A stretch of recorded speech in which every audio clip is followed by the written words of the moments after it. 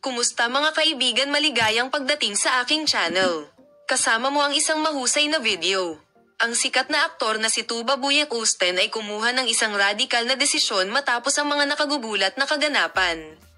Kasunod ng pag-aresto sa kanyang asawang si Enjan Akurek, iginuhit ni Buyak Usten ang isang bagong mapa ng kalsada para sa Maya at Toprak para sa mga batang babae na Gemini.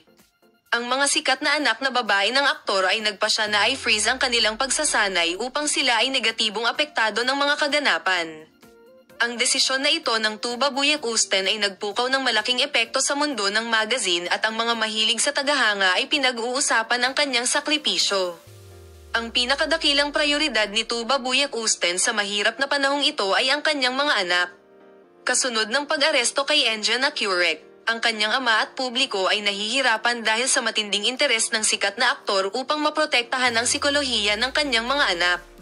Sinasabi na ang kanilang mga anak ay hindi nais na pumasok sa paaralan at lagi nilang nais na gumugol ng oras sa kanilang mga ina. Sinuspinde ni Tuba Buyak Usten ang lahat ng kanilang mga proyekto at nagtrabaho upang malampasan ang prosesong ito sa kanilang mga anak.